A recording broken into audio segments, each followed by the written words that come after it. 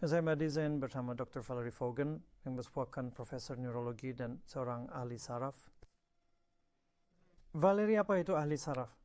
Ahli saraf adalah seorang dokter yang secara khusus dilatih dalam penyakit sistem saraf, yaitu penyakit otak, sumsum tulang belakang, dan saraf perifer. Saya pernah mendengar stroke juga disebut serangan otak. Apakah itu mirip dengan serangan jantung? Ya, beberapa orang menyebut stroke sebagai serangan otak untuk menekankan keadaan darurat yang diperlukan. Secara umum dan dalam istilah awam, stroke dapat didefinisikan sebagai cedera vaskular akut pada otak. Dan jenis stroke apa saja yang ada?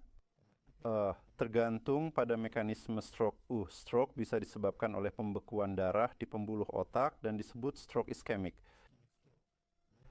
Penyempitan pembuluh otak juga bisa mengakibatkan stroke iskemik. Stroke yang disebabkan oleh kurangnya pasokan darah ke area tertentu di otak. Jenis stroke lainnya disebabkan oleh pecahnya pembuluh otak, dan jika darah dari pembuluh yang pecah masuk ke otak, itu disebut perdarahan intracerebral. Dan jika darah masuk ke area sekitar otak, itu disebut perdarahan subarachnoid. Saya membayangkan bahwa darah yang tidak lagi menyediakan oksigen dan nutrisi ke sel-sel otak akan merusak otak. Ya, bahkan pasokan darah yang sangat singkat, jeda 7 detik dalam pasokan menyebabkan kerusakan yang tidak dapat dipulihkan pada otak yang bersangkutan.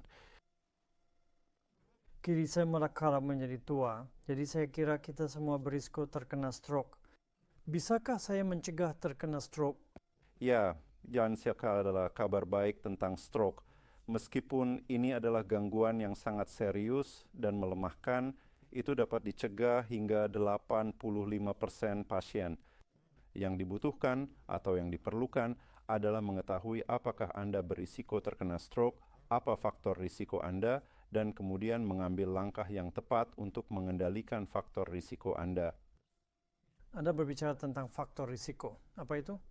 Ya, faktor risiko stroke yang paling umum adalah tekanan darah tinggi, merokok, penyakit jantung, diabetes, dan kolesterol tinggi.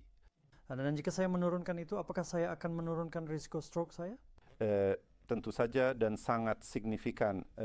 Seperti yang saya katakan, dalam 85%, jadi 8 dari 10 orang dapat menghindari stroke mereka sama sekali. Bagaimana jika saya sudah mengalami stroke? Bisakah saya mencegahnya terjadi lagi pada saya?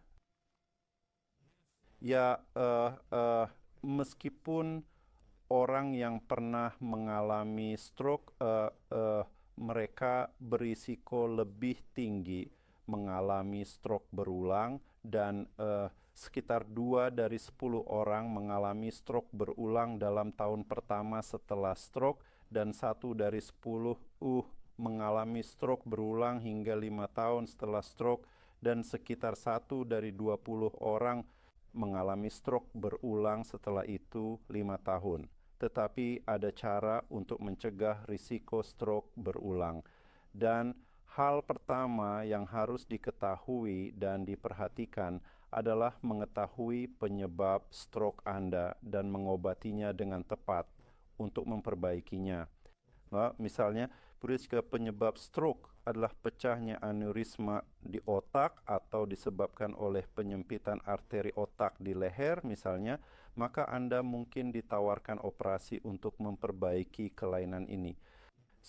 Jika stroke disebabkan oleh tekanan darah tinggi saja, maka mengendalikan tekanan darah Anda dengan baik dapat mengurangi risiko stroke Anda secara signifikan. Dapat menurunkan risiko stroke Anda? Ya, itu adalah strategi pertama untuk mengurangi risiko stroke berulang. Kedua, Anda harus benar-benar mematuhi rekomendasi yang diberikan oleh dokter Anda. Minum obat secara teratur tanpa jeda. Bahkan Maikon Anda merasa bisa berpikir Anda tidak perlu obat lagi, jangan berhenti minum obat kecuali Anda disarankan untuk melakukannya. Dan kedua atau ketiga, Anda harus mengendalikan faktor risiko stroke lainnya. faktor risiko yang saya sebutkan sebelumnya, tekanan darah tinggi, kolesterol tinggi, Anda harus berhenti merokok, mengendalikan penyakit jantung Anda jika memungkinkan atau sebisa mungkin. Ya, jika saya berada di acara sosial, gemetti barbecue, dan saya melihat seseorang merasa nggak enak badan, dan saya curiga mereka mungkin mengalami stroke, apakah ada tes yang bisa saya lakukan? Ya, dalam kasus stroke yang parah cukup jelas bahwa pasien mengalami stroke. Jika Anda dapat mengamati tanda-tanda kelemahan yang jelas di lengan atau kaki di satu sisi tubuh, kehilangan kesadaran atau kehilangan bicara, maka diagnosis biasanya tidak menjadi masalah. Nah, kebanyakan orang mengenali gejala-gejala ini sebagai stroke dan mencari perhatian medis segera. Masalah muncul ketika gejala-gejala ini halus atau bersifat sementara, hilang dengan sangat cepat hanya dalam beberapa detik atau menit, dan ini adalah masalah untuk mendiagnosis gejala-gejala tersebut. He said suatu tes sederhana yang dapat digunakan semua orang untuk mendiagnosis gejala stroke yang halus. Misalnya, Anda dapat meminta orang tersebut untuk mengangkat lengan mereka ke tingkat bahu dan menutup mata, dan jika salah satu lengan turun, itu berarti ada kelemahan di... Benar. Ini mungkin gejala stroke. Anda juga dapat meminta orang tersebut untuk mengucapkan kalimat sederhana, dan jika bicaranya cadel, atau orang tersebut tidak dapat mengulangi kalimat tersebut, atau jika orang tersebut tidak dapat memahami permintaan Anda, itu juga bisa menjadi gejala stroke. Kemudian Anda dapat meminta orang tersebut untuk tersenyum, dan jika satu sisi wajahnya terkulai, maka itu juga bisa menjadi gejala stroke. Isinya dalam semua gejala ini terjadi, dan Anda dapat mengamati gejala-gejala tersebut. Bahkan jika Anda tidak yakin apakah itu stroke atau bukan, Anda harus segera mencari perhatian medis. Sebagaimana jika seseorang mengalami sakit kepala yang sangat parah? Apakah itu bisa terkait dengan stroke? Ya, sakit kepala yang sangat parah, sangat tidak biasa, atau pola sakit kepala yang tidak biasa bisa menjadi gejala stroke tanpa gejala lain, hanya sakit kepala yang sangat parah dan tidak biasa. Atau mungkin sebagai gejala dari salah satu jenis stroke yang paling menghancurkan yang disebut perdarahan subarachnoid. Saya pernah mendengar ungkapan, waktu adalah otak. Bisakah Anda menjelaskan apa artinya itu? Ya, waktu adalah otak memang, dan waktu yang hilang sering berarti otak yang hilang. Jadi, what about stroke yang terjadi, atau Anda hanya curiga stroke, Anda perlu pergi ke rumah sakit secepat mungkin. Jadi bagi Anda nggak menghubungi dokter umum Anda atau menelepon anggota keluarga, Anda memanggil ambulans. Anda memanggil ambulans segera dan pergi ke rumah sakit. Jika seseorang mengalami stroke, apa jenis hal yang mungkin mereka rasakan? Apa gejala mereka? Ada beberapa gejala stroke yang disebut tanda peringatan. Mereka mungkin mendahului stroke atau mungkin gejala stroke yang sedang berkembang.